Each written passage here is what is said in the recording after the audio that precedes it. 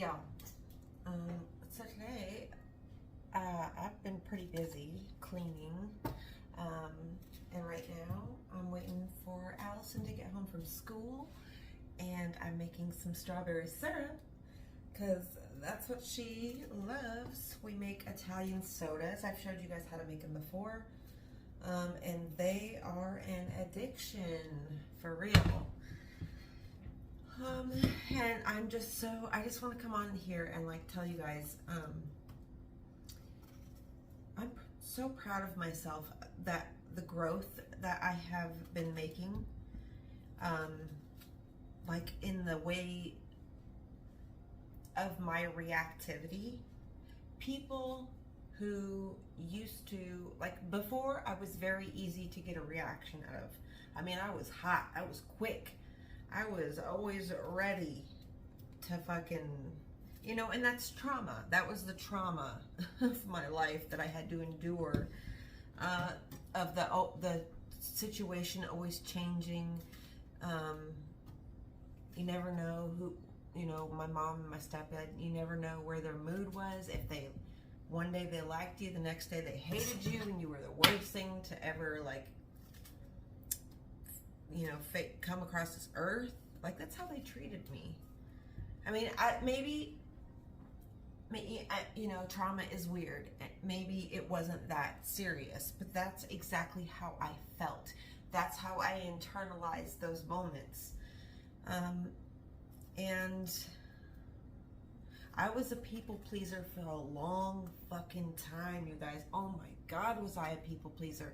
Like, I would bend over backwards and make myself so horribly uncomfortable in every way possible just to have people around and just to not make anybody that was around me upset. And I always fell into this like mode of like having to clean or take care of everybody, make their food and all this stuff, and I didn't have to do that. And I thought I had to do those things to be loved, I felt like if I was like in a relationship and just not, or even just, friends with somebody, and I wasn't doing anything, I wasn't like paying for their stuff, or I wasn't giving them like half of my things, like I felt, it was so weird, the dynamic I was,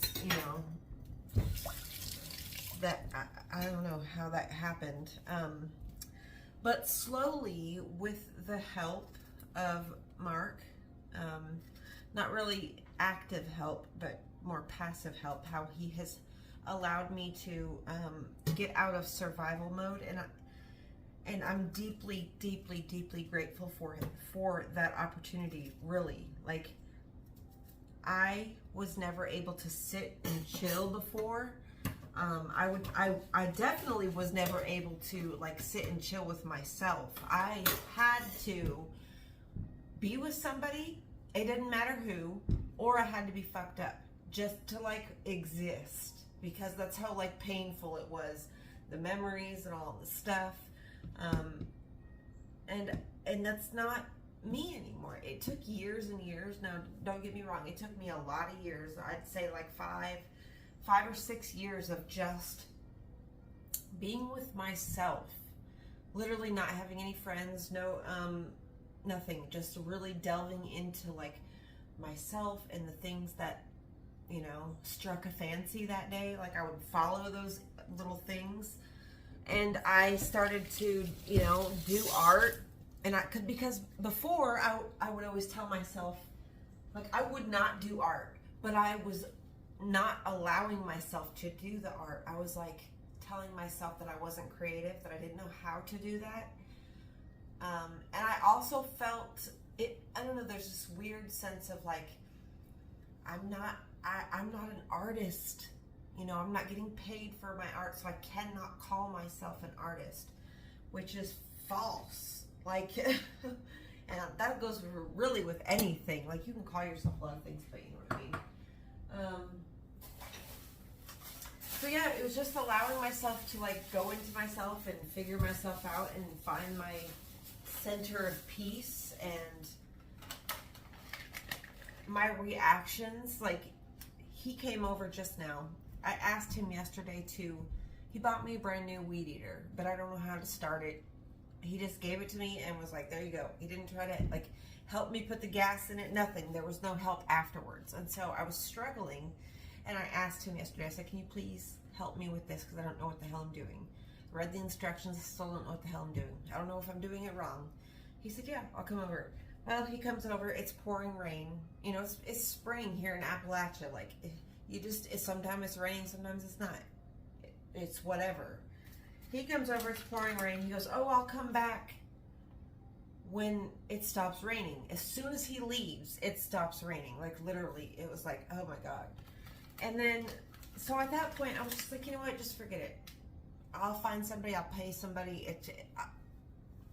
Sorry I asked. You know, I just didn't want to engage and fight. And he came back 30 minutes later and was like insisting on doing it for me.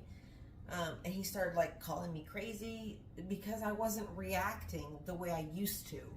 Like, if that played out like 2 or so, I don't know, 3 or 4 years ago, it would have been a different situation.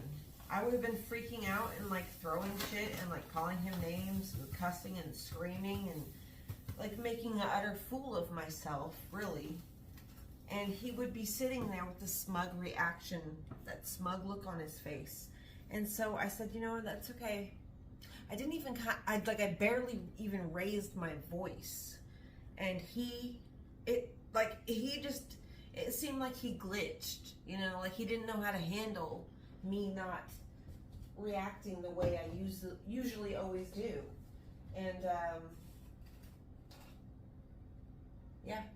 I'm just so proud of myself for that. That is like a moment of like massive growth on my part. Like, holy shit. And I did it without therapy. I was able to overcome myself and that rage and that fear and that survival mechanism that my body was stuck in.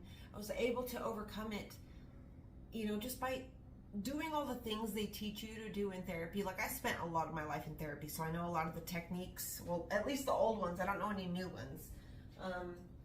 And I was doing basically EMDR, trauma therapy on myself.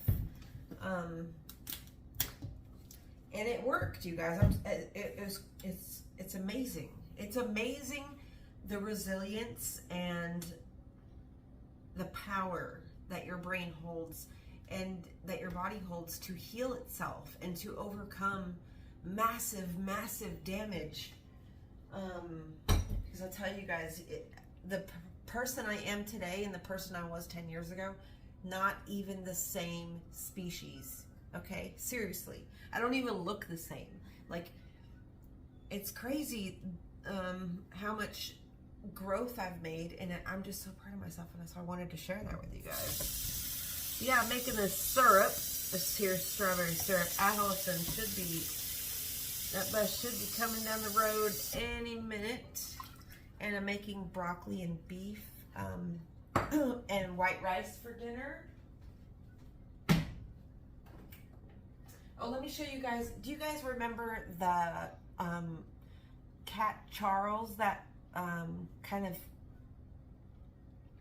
you know, made his way inside? Now he's been living inside for the past few months, and he was really matted when I first found him. He's a long-haired cat.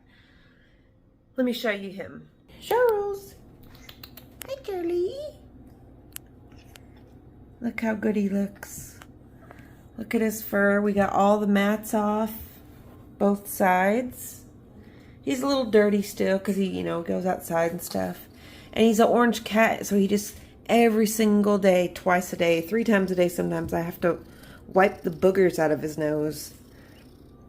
But he looks so much better. Look at his fur. He just, like, I don't know, last night, he got the last of it off. The last of his mats. He just looks so much better. Charlie. Oh, we gotta wipe your nose, Charles.